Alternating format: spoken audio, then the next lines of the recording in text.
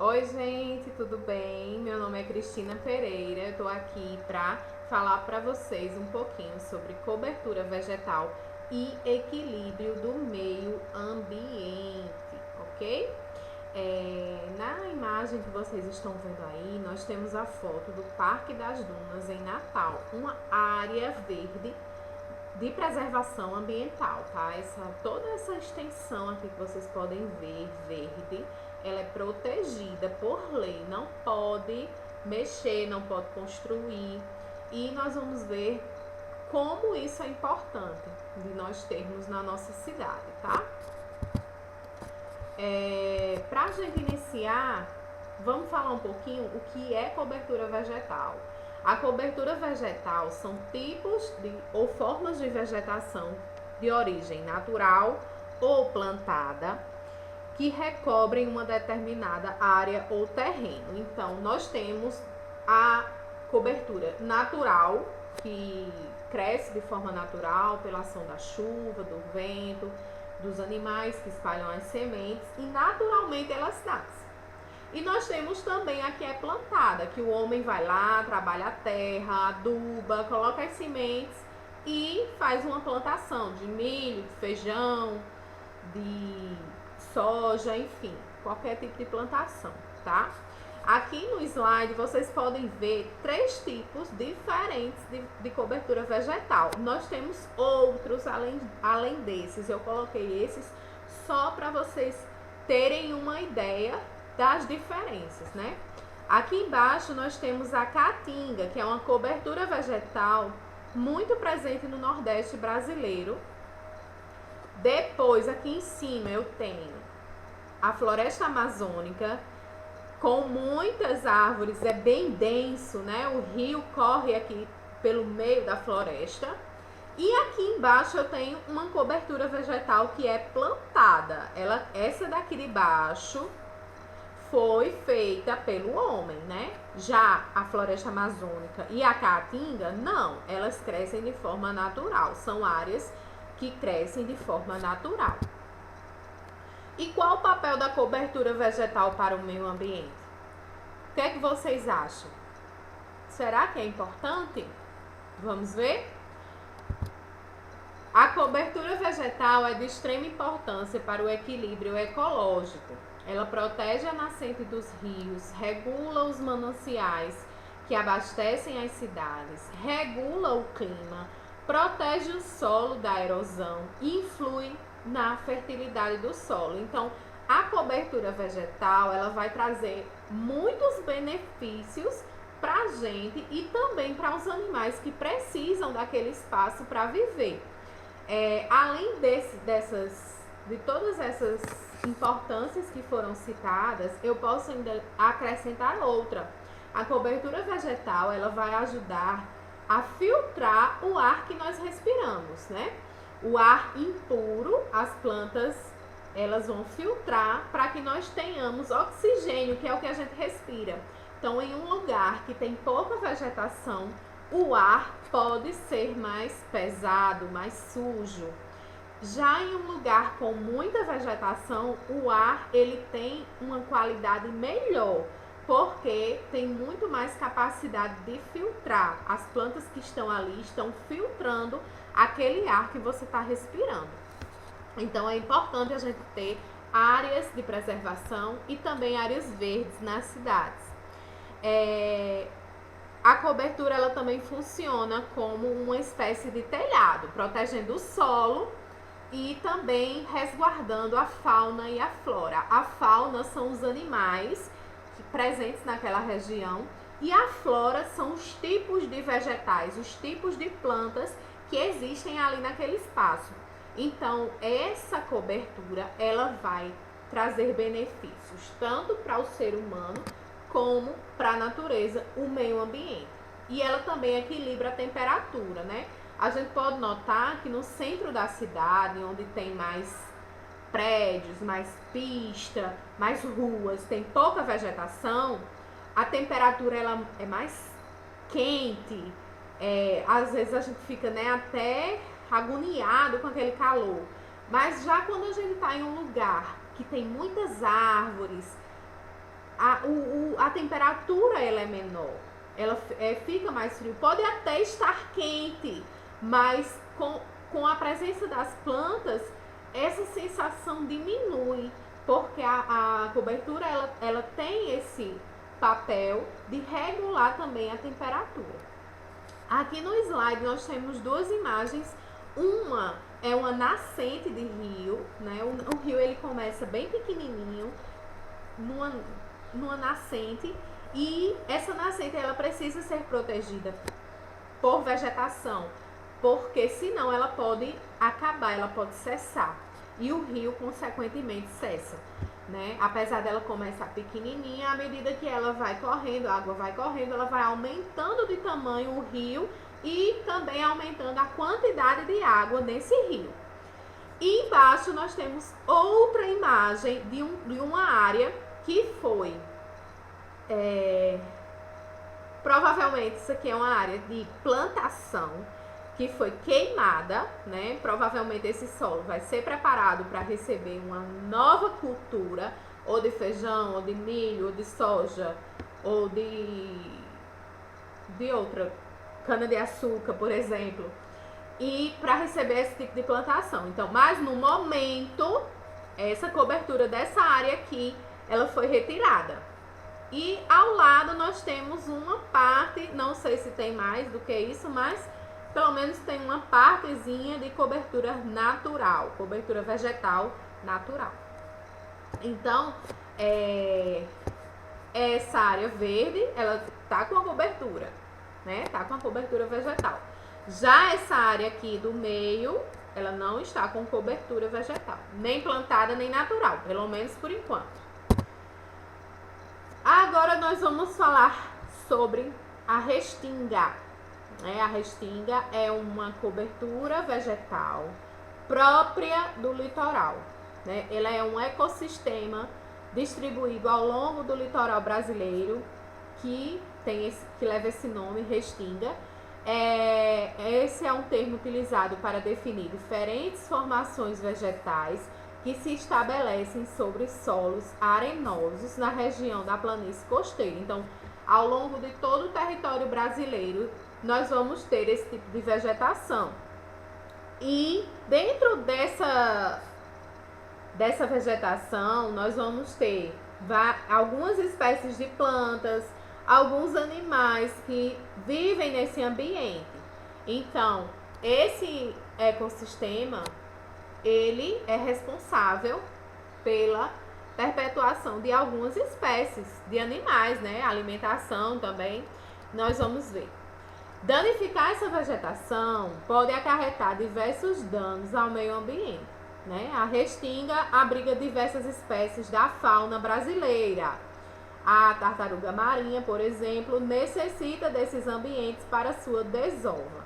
Então, eu coloquei aqui alguns animais que vivem nesse ambiente, né? O caranguejo, o siri também, né? O sabiá da praia, tiê-sangue, que é um pássaro, e o sabiá da praia são pássaros. A barata do coqueiro e a tartaruga marinha. A tartaruga marinha, apesar dela viver no mar, quando ela vai colocar os ovos dela, ela vem para a praia em que ela nasceu para depositar esses ovos. Ela cava um buraco na areia, deposita os ovos, tampa o buraco e vai embora. E esses ovos ficam lá para se chocarem. Quando a cobertura da restinga ela é retirada, acaba expondo, né? Mais ainda esses ninhos de tartaruga. Existem algumas ONGs que fazem o monitoramento e a proteção desses ninhos para que não sejam danificados, né? Então é importante a gente preservar esse ecossistema costeiro. A restinga é ainda a primeira formação próxima ao mar aberto e, portanto, atua como uma barreira natural contra ressacas, além de controlar o avanço das dunas e estabilizá-las, evitando prejuízos urbanos. O Código Florestal Brasileiro enquadra as restingas como área de preservação permanente. é nosso dever preservá-las. Então, a restinga, ela é uma proteção natural do litoral. Aqui nessas imagens, vocês podem ver duas cenas totalmente diferentes. A primeira, a restinga, ela foi retirada para que fosse construída uma orla, né? Uma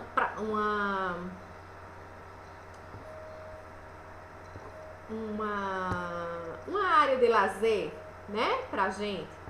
Mas o que foi que aconteceu? O mar avançou e derrubou tudo.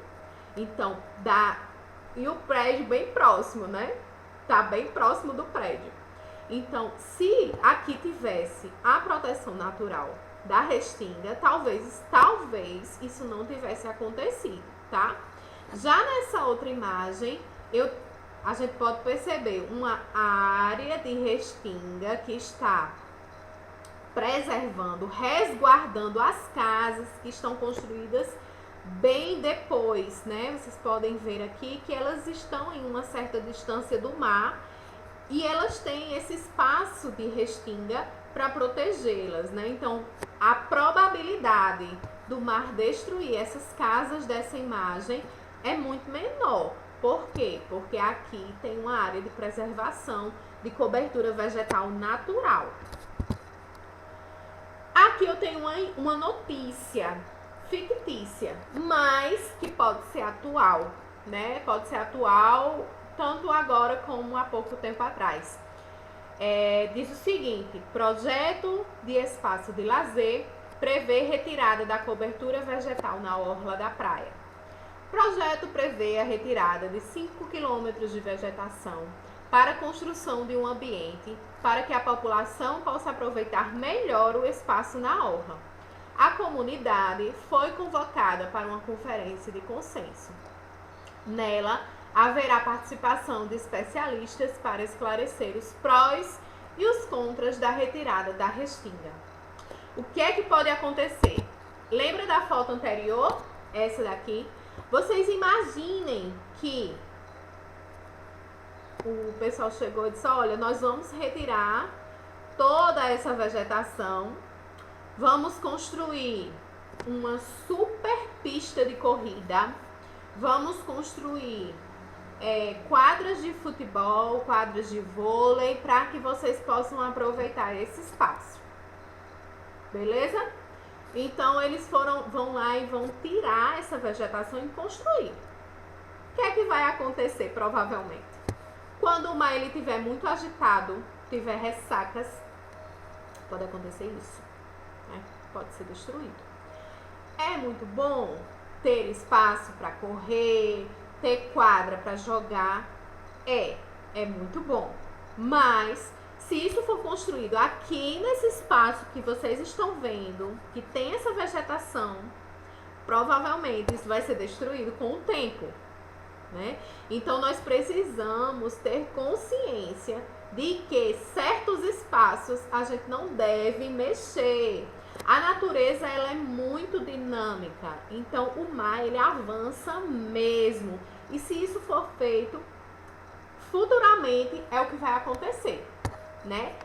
O mar, ele pode não ser de um dia para o outro, tá? Às vezes acontece constrói, aí daqui a 2 anos acontece uma ressaca e começa a ser destruído, mas é preciso ter consciência e a população, ela precisa intervir também, porque isso é uma questão que vai afetar toda a cidade, ou pelo menos o bairro em que o bairro daquelas pessoas, o bairro que aquelas pessoas moram, né? Então, essas pessoas que moram nessas casas, por exemplo, elas devem refletir muito se são a favor ou contra dessa construção. E é importante a gente ter informações para que a gente não tome decisões erradas, tá? E preserve, né, gente, nossa vida. Temos tantos espaços afastados da praia para que sejam construídas pistas de corrida, que sejam construídas quadras de futebol e espaços de diversão, né? Porque tem que ser aqui. Então, precisamos ter consciência, tá?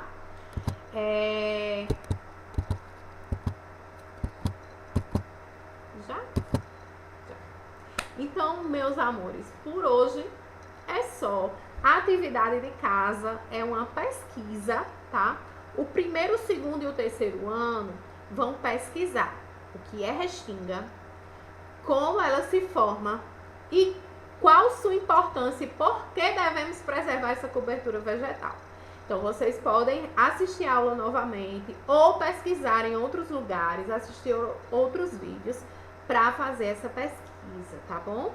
Eu queria que vocês escrevessem um textinho de no mínimo 10 linhas, tá? Podem utilizar também imagens. Quem não puder imprimir foto, pode desenhar foto no caderno.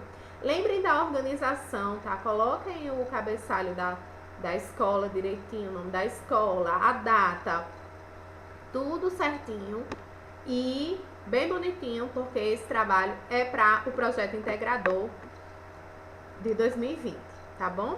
E o quarto e o quinto ano vão ficar com as seguintes questões. Quais as ameaças encontradas para a proteção da restinga?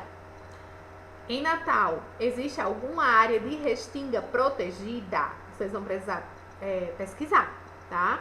E o que pode ser feito para ajudar a preservar esses lugares? Então, um textinho também de 10 linhas, tá? No caderno, organizem direitinho, cuidado com a letra, tá? Coloquem uma letra legível para que a gente possa fazer a correção.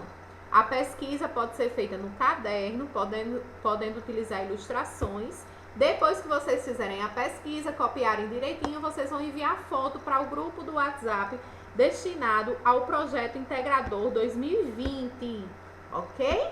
Então, até a próxima, se Deus quiser. Tchau!